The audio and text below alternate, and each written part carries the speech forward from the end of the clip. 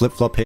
A few weeks ago, I finished building the entirety of Freddy Fazbear's Mega Pizzaplex from Five Nights at Freddy's Security Breach in Minecraft. A lot of work was put into that build to make the map as functional and accurate to the game as possible, including all the playable arcade minigames. However, now that that project has all been completed, it is now time to take a step back and take a look at the original Five Nights games and see how I can build the locations in Minecraft and then make them functional, starting with the very first game. Before we get started with the build itself, there are a few things that I want to point out, as this build is a little different than some of my previous projects. Unlike Security Breach, which was made using the Unreal Engine, FNAF 1 is a click team game and is made up of pre-rendered images, meaning there is no way for me to fly around the location and take a look at it all in detail. This would not be such a problem if it wasn't for the fact that you cannot see the entire pizzeria while using cameras, meaning there are a lot of details that I could easily miss. So to work around this, I will also be using the location layout from FNAF VR Help Wanted, as well as some shots from the first game's trailer, just so that I can get a view of the FNAF 1 location in its 3D model. While the two games have slightly different looks to the build, it will still be useful to take a look at the places that are not shown off in the FNAF 1 cameras and add in some more features to the location. So with all the pre-build planning done, here is the outline that we have to work with for this location. You can pause the video if you'd like to use this video as a tutorial, but for the build itself, I think I have a really solid idea of how the place should look like. I've done a little bit of planning and messing around with different types of block palettes that should really work well for this build, and I also have some pretty cool ideas to try with the project overall, so hopefully this turns out in the way that I have planned. Now you might have noticed some things about the outlines that aren't actually in FNAF 1, such as the small room up here, which is where I thought it would be a good place to add the entrance to the building itself. For the kitchen, since we don't ever see this on camera, I decided to use the area from the Help Wanted Chica repair minigame and also expand upon it by adding more kitchen items to fill the rest of the room. Then there is also the safe room located just above this bathroom hallway here, which is going to be included in the build. However, what will not be making an appearance is the prize counter at this center part right here, as it doesn't actually make an appearance in FNAF 1 nor the FNAF 1 minigame in Help Wanted, it's just there in the lobby of the game. So with all preparations now set, there is only one final thing left to do and get started with the build.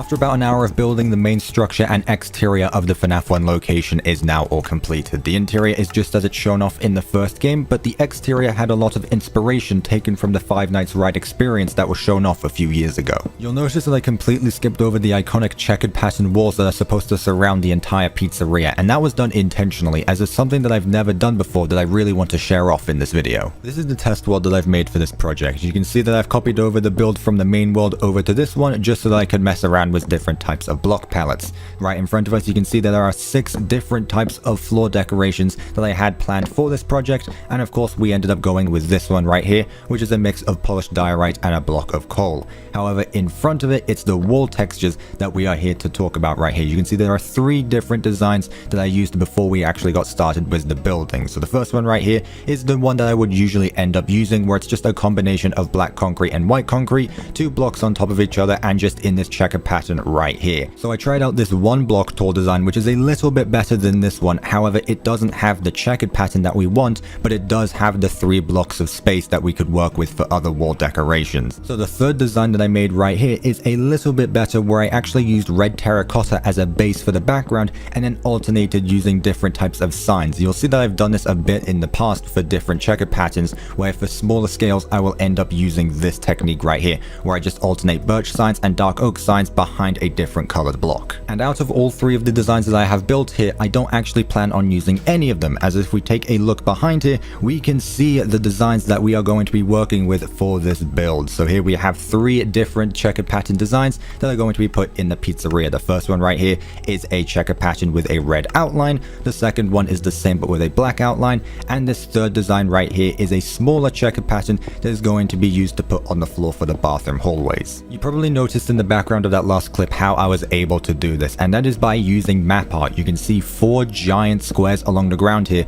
of each different textures that are going to be making up the different walls. So if I go ahead and go on top of one and open up a map, you can see that we now have the wall texture that we want in our hand right here, and then we were able to put it on an item frame and put it all along the building. In the past I've been against using this building technique, however I really wanted to try new building methods, and this is definitely something that I want to try more often, especially because of the amount of detail that can be put into these maps. Back in the main pizzeria world, we're now going to add all of the map art that I just showed off in that test world, and we're going to add it on all of the walls throughout the entire building. However, once we're done with that, that isn't going to be the final detail that we add, as there is another really cool form of decoration which I have used in the past, and that is the use of custom player heads. And now that the final features have all been built in, this build is now fully completed, and I do really like the ending result that we have going on here, as I think I've done a really good and creative job at mixing vanilla Minecraft and some really creative features. As we take a look around, you'll notice where I used different map arts all around the pizzeria, with the main one being this one right here with the red border around it. However, I did decide to change it up a bit, where you can see right here for the door frames I have used a solid black texture just so we could separate the 2 different arts in different rooms. Like here in the kitchen